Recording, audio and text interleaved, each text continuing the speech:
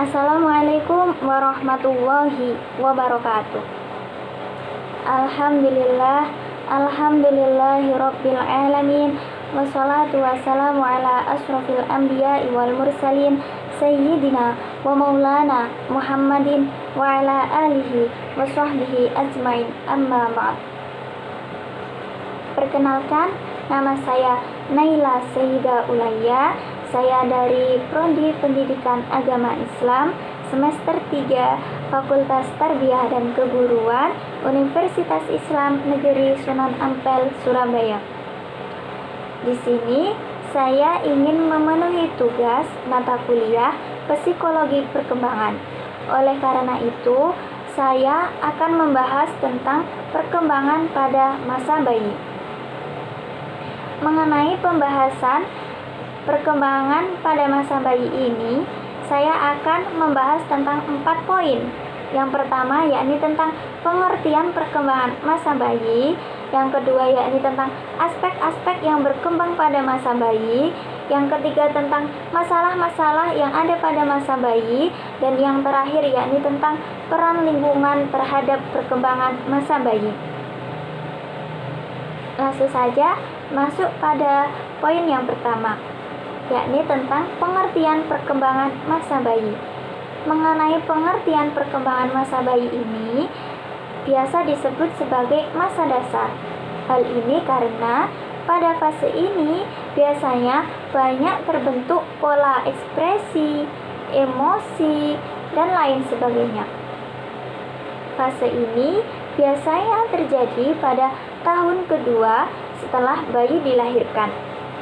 Selain itu, pengertian perkembangan masa bayi ini juga biasa disebut sebagai masa dasar yang sesungguhnya, masa perubahan yang berjalan begitu cepat, kemudian masa berkurangnya ketergantungan, masa meningkatnya individualitas, masa berkembangnya penggolongan peran seks, masa yang menarik, masa permulaan kreativitas, dan yang terakhir yakni masa yang berbahaya.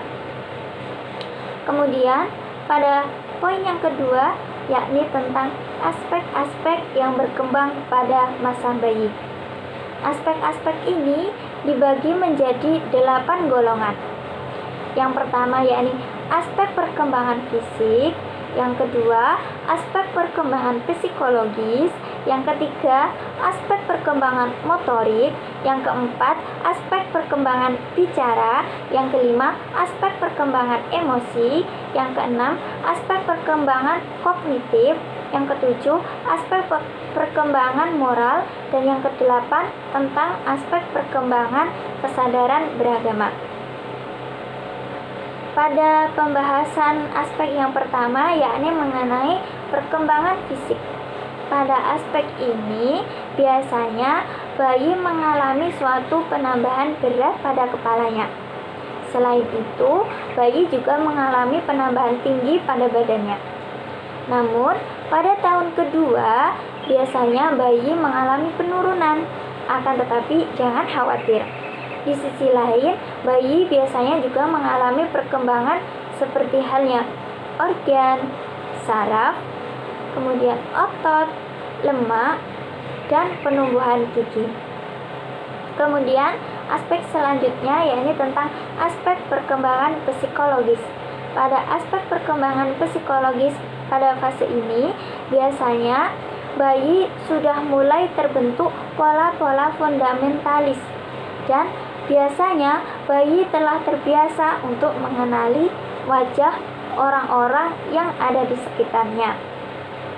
Aspek selanjutnya yakni tentang aspek motorik.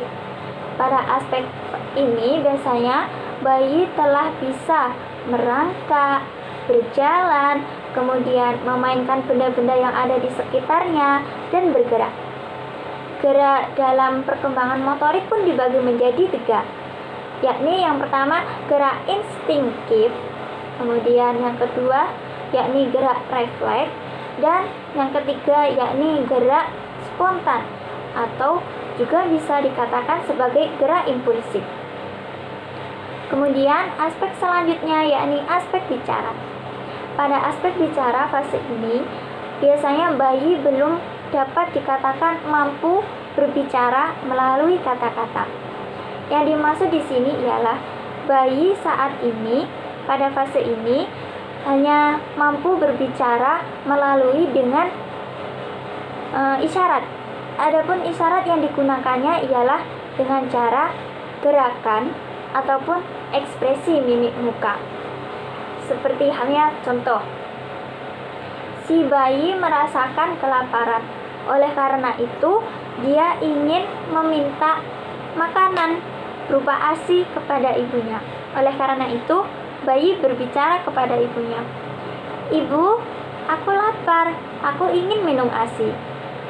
Apabila si bayi telah mampu berbicara dengan kata-kata, maka dia akan berkata seperti itu.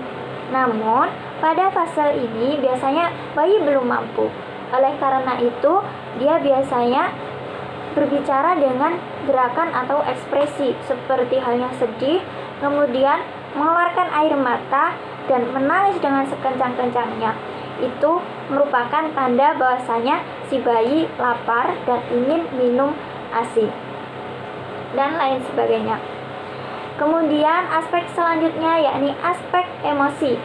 Pada aspek emosi ini bukan hanya orang dewasa saja yang memiliki emosi, namun pada fase ini bayi juga memiliki emosi.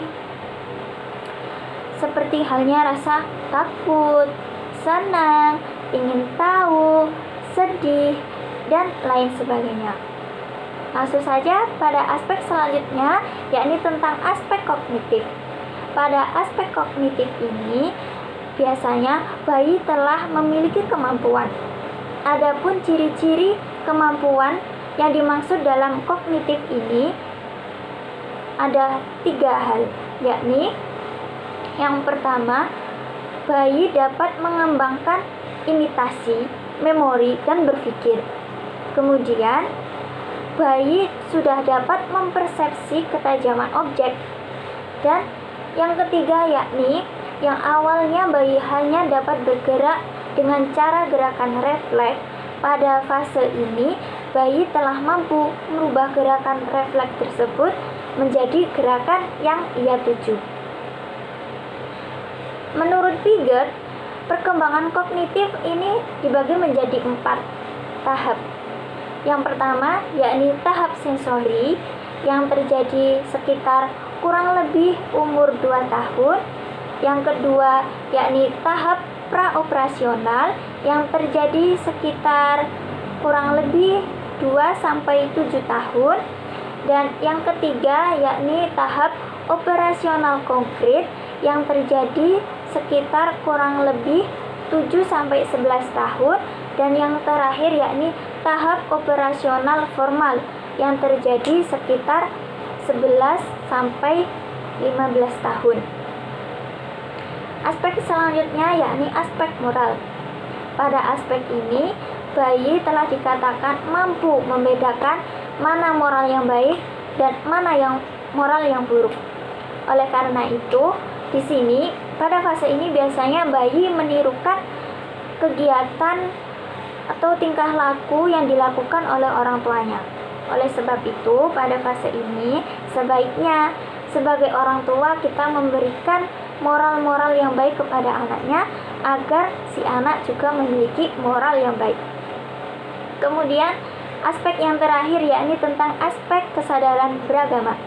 Pada aspek ini si bayi telah memiliki perasaan ketuhanan, maka biasanya dia menganut agama yang dianut oleh orang tuanya. Oleh karena itu, adapun hal yang seharusnya dilakukan oleh orang tuanya yakni sebaiknya orang tua mengajarkan konsep-konsep atau ajaran agama yang baik kepada anaknya. Selain itu, orang tua juga harus mengajarkan moral-moral terpuji yang telah diajarkan agama kepada anaknya. Kemudian masuk pada poin yang ketiga, yakni tentang masalah-masalah yang ada dalam masa bayi. Pada poin ini bukan hanya orang dewasa saja yang memiliki masalah, akan tetapi bayi juga memiliki banyak masalah. Masalahnya itu apa saja? Secara umum, masalah-masalah pada bayi itu juga seperti orang dewasa, seperti halnya kematian, penyakit, kecelakaan, kurang gizi, menjadi gemuk, dan lain sebagainya. Adapun masalah yang ditimbulkan dari reaksi orang tuanya yaitu seperti halnya bayi tersebut bukanlah bayi yang tidak diinginkan dan orang tuanya merasa kegagalan dalam KB. Selain itu, faktor ekonomi itu juga menjadi masalah bagi anak. Terus jika si bayi cacat, kemudian orang tua tidak menyukainya, kemudian bayi tersebut hasil dari zina, suatu saat dia akan merasakan menahan malu dan lain sebagainya. Kemudian masuk pada poin yang terakhir, yakni tentang peran lingkungan terhadap perkembangan masa bayi. Pada pertama kali bayi dilahirkan di bumi, dia belum mampu melakukan kegiatan apapun selain hanya menghisap ataupun menelan ASI. Oleh karena itu, lingkungan di sini sangatlah berperan penting di dalam perkembangannya. Adapun peran penting yang utama dalam lingkungan untuk bayi yaitu sebagai ASih, asah, dan asuh. ASih, asah, dan asuh ini apa? Ya, ASih, asah, dan asuh ini meliputi tentang memberikan ajaran-ajaran moral yang baik, kemudian memberikan rangsangan, terus memperhatikan gizi, kesehatan sang anak, kemudian memberikan permainan yang konstruktif, dan lain sebagainya. Sudah cukup? Mungkin ini dari saya. Apabila banyak kesalahan atau banyak kekurangan, saya mohon maaf sebesar-besarnya. Assalamualaikum warahmatullahi wabarakatuh.